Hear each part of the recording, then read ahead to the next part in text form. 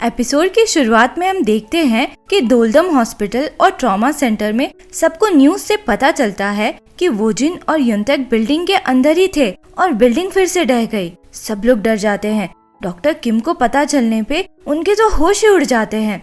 एरियम दौड़ती हुई डॉक्टर किम के पास आती है। वो युनताक की वजह से बहुत डरी हुई थी। डॉक्टर किम उससे कहते हैं कि वो पेशेंट्स के पास वापस लौटे। अभी कुछ कंफर्म नहीं है तो कुछ एज्यूम ना करे और वो खुद वहाँ जाकर सिचुएशन देखेंगे। युनजे अपनी सर्जरी कंप्लीट करके निकलती है तो डॉक्टर इंसू और डॉक्टर मून उसे बिल्डिंग फिर से ढहने के बारे में बताते हैं और ये भी कि वोजिन और युनताक उस समय बिल्डिंग के अंदर थे। दूसरी तरफ हम युनताक और वोजिन को देखते हैं। वोजिन को होश आने पे वो दर्द से चिल्लाने लगता है। उसके हाथ में 2 रॉड्स घुसे हुए थे। युनताक उससे कहता है कि वो बिल्कुल भी अपना हाथ ना हिलाए। डॉक्टर किम भी अब डिजास्टर साइट पे पहुंच गए थे। वो रेस्क्यू टीम के चीफ से स्टेटस पूछते हैं तो वो बताता है कि एक्सीडेंट के बाद से ही अंदर कांटेक्ट नहीं हो पा रहा है। डॉक्टर किम बार बार वोजिन और युनताक का नाम बुलाकर उन्हें कांटेक्ट करने की कोशिश कर रहे थे पर अंदर से कोई रिस्पांस नहीं आ रहा था। हार के वो वापस जाने लगते हैं तो उन्हें युनताक की आवाज आती है। डॉक्टर किम उससे बाकी लोगों के बारे में पूछते हैं तो युनताक बताता है कि सभी लोग जिंदा हैं पर 3 लोग इंजर्ड हैं। डॉक्टर किम इंजर्ड लोगों के बारे में पूछते हैं तो युनताक बताता है कि एक तो वो टीचर है जिसे वोजिन ने स्टेबल किया था, दूसरा एक स्टूडेंट है जिसे चोट तो नहीं है पर वो अभी तक बेहोश है। डॉक्टर किम उस स्टूडेंट का ब्लड शुगर चेक करने को कहते हैं और पूछते हैं कि तीसरा कौन है। युनताक बताता है कि तीसरा वोजिन है। बिल्डिंग के स्ट्रक्चर में जो रॉड्स थे वो वोजिन के हाथ में 2 जगह में घुस गए हैं। वोजिन होश में था तो डॉक्टर किम डायरेक्टली उससे बात करते हैं और पूछते हैं कि उसे कितना दर्द है। वोजिन बताता है कि बहुत ज्यादा दर्द है, शायद नर्व्स में लगा है और एक रॉड उसके हाथ से होता हुआ उसके नीचे जो पेशेंट है उसके चेस्ट में घुस गया है। डॉक्टर किम वोजिन से कहते हैं कि वो बिल्कुल भी ना हिले वरना नर्व्स और डैमेज हो सकते हैं। वो जितनी जल्दी हो सके अंदर आ रहे हैं। मैनेजर जैंग और रेस्क्यू चीफ डॉक्टर किम को मना करने लगते हैं कि अंदर जाना बहुत डेंजरस हो सकता है पर डॉक्टर किम नहीं मानते। बोलते हैं तुमने सुना नहीं अंदर की सिचुएशन क्या है। एक छोटी सी गलती से एक सर्जन अपना हाथ खो सकता है और एक पेशेंट अपनी जान। उन दोनों को बचाने के लिए मुझे अंदर जाना ही होगा। फिर हम देखते हैं कि गवर्नर खुद वहाँ सिचुएशन देखने पहुँचते हैं। उन्हें पता चलता है कि असेंबली वुमेन को अभी तक रेस्क्यू नहीं किया गया है तो वो रेस्क्यू चीफ पे चिल्लाने लगते हैं कि तुम्हें अपनी प्रायोरिटीज पता नहीं है क्या, तुम्हें असेंबली वुमेन को सबसे पहले निकालना चाहिए था। रेस्क्यू चीफ पॉइंट करता है कि रिपोर्टर्स पास में हैं, वो लोग सुन लेंगे। तो गवर्नर एकदम शांत हो जाता है। डॉक्टर किम रेस्क्यू टीम के कुछ लोगों के साथ बिल्डिंग के अंदर जाते हैं जहां युनताक और वोजिन थे। वोजिन की सिचुएशन देख के वो कहते हैं कि अब एक ही ऑप्शन है, जो रॉड उसके हाथ से होता हुआ पेशेंट के अंदर घुसा हुआ था उसे निकालना होगा। इसे निकालने से वोजिन के नर्व्स के और डैमेज होने के चांसेस थे पर नहीं निकालने पे पेशेंट की डेथ पक्का थी। वोजिन रॉड निकालने को बोलता है और कहता है कि अगर पेशेंट की जान चली गई तो इतना सब जो कुछ हुआ वो बिना मतलब का था।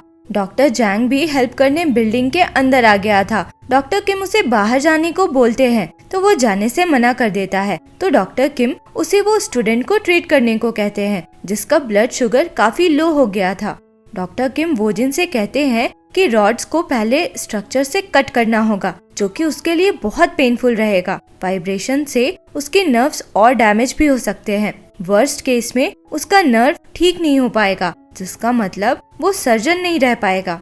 डॉक्टर किम फिर रॉड्स को कट करते हैं। वोजिन दर्द से चिल्लाता है और रोने लग जाता है। फिर डॉक्टर किम वोजिन के हाथ से वो रॉड निकालते हैं जो उस पेशेंट के अंदर भी घुसा हुआ था। तो अब वोजिन के हाथ में एक रॉड बचा था और एक रॉड पेशेंट के चेस्ट में घुसा हुआ था। उस पेशेंट को तुरंत ट्रॉमा सेंटर के लिए ले जाया जाता है और फिर वोजिन को भी बाहर निकाला जाता है।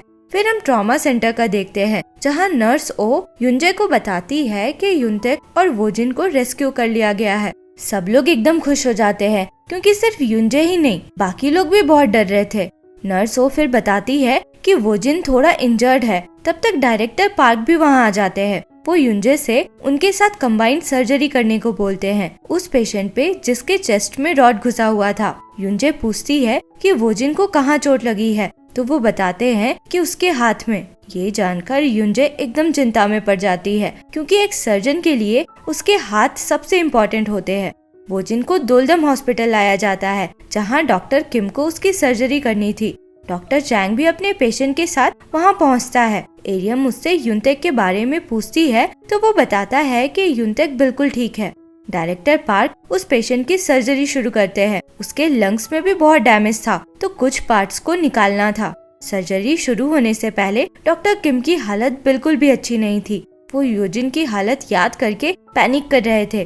तभी डॉक्टर मून वहाँ आता है। वो डॉक्टर किम का टेम्परेचर चेक करता है तो उन्हें काफी फीवर था। एक्चुअली डॉक्टर किम के हाथ के कंडीशन के हिसाब से उन्हें रेस्ट करना चाहिए था, पर वो लगातार सर्जरीज करते रह रहे थे, जिसकी वजह से अब ये हाल था। डॉक्टर मून कहता है कि अगर वो ऐसे ही कंटिन्यू करते रहेंगे तो डैमेज और बढ़ जाएगा। डॉक्टर किम कहते हैं वोजिन के हाथ में चोट लगी है। इस समय मेरा एम बस वोजिन के हाथ को बचाना है। मेरे हाथ की कोई परवाह नहीं है। डॉक्टर किम फिर डॉक्टर मून और नर्स ओ के साथ सर्जरी शुरू करते हैं। सबसे पहले वो वोजिन के हाथ से रॉड निकालते हैं।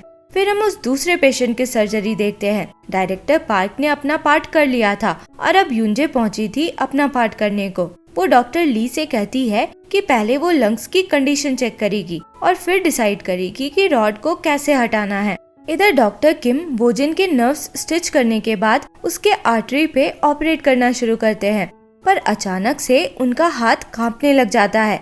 सब डर जाते हैं कि अब क्या होगा, क्योंकि और कोई दूसरा सर्जन अभी अवेलेबल भी नहीं था। युंजे और डायरेक्टर पार्क दूसरी सर्जरी में बिजी थे और डॉक्टर चा कोर्ट में थे। डॉक्टर किम ने अपना कांपता हाथ जोर से पकड़ रखा था। वो खुद भी डर रहे थे, बट फॉर्चुनेटली कुछ समय में उनका हाथ नॉर्मल हो जाता है और वो वोजिन की सर्जरी फिनिश करते हैं। फिर हम युंजे को देखते हैं। वो अपने पेशेंट की तरफ देखकर सोचती है कि मैं इसकी जान जरूर बचाऊंगी, क्योंकि इसके लिए ही वोजिन ने अपनी जान खतरे में डाली थी।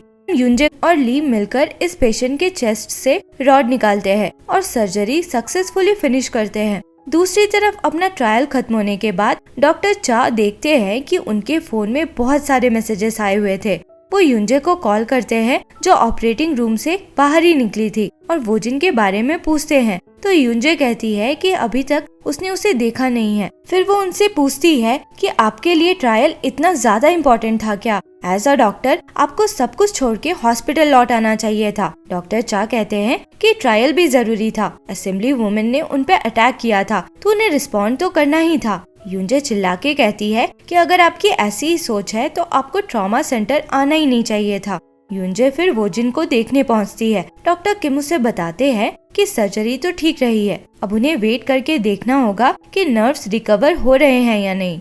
वोजिन की हालत देखकर युंजे को रोना आ जाता है। वोजिन को भी होश आ जाता है। ऐसी हालत में भी वो युंजे के आंसू पोंछता है। युंजे उससे पूछती है कि आखिर उसने एक पेशेंट के लिए अपनी जान खतरे में क्यों डाली। वोजिन कहता है क्योंकि वो टीचर है। सोचो, अगर हम दोनों समय पे डॉक्टर किम से नहीं मिले होते तो क्या होता। एक्चुअली डॉक्टर किम से मिलने से पहले युंजे हर सर्जरी के टाइम पे बेहोश हो जाया करती थी, तो शायद वो डॉक्टर बने नहीं रह पाती। और वोजिन पैसों के चक्कर में बहुत से गुंडों के साथ इन्वॉल्व था। डॉक्टर किम ने उन दोनों को बचाया था। वोजिन कहता है उस स्टूडेंट से मिलके उसे ऐसा लगा कि उसके लिए वो टीचर भी वैसा ही है जैसे उनके लिए डॉक्टर किम, इसलिए वो खुद को रोक नहीं पाया। फिर हम देखते हैं कि मैनेजर जैंग डॉक्टर किम को बताता है कि असेंबली वुमेन को उनके ट्रॉमा सेंटर लाया गया है। असेंबली वुमेन को तुरंत सर्जरी की जरूरत थी, पर वो ये बोल के मना कर रही थी कि जिस हॉस्पिटल में मेरे बेटे की डेथ हुई वहाँ मैं सर्जरी नहीं करा सकती। इंसू आकर उससे कहता है कि मेरी भी एक बेटी है, इसलिए मैं समझ सकता हूँ, पर आपके बेटे के साथ जो भी हुआ वो एक एक्सीडेंट था, उसे नेग्लेक्ट नहीं किया गया था। उसकी डेथ इसलिए नहीं हुई थी कि मैं एक अच्छा डॉक्टर नहीं हूँ, क्योंकि मैंने बहुत मेहनत की है अच्छा डॉक्टर बनने के लिए।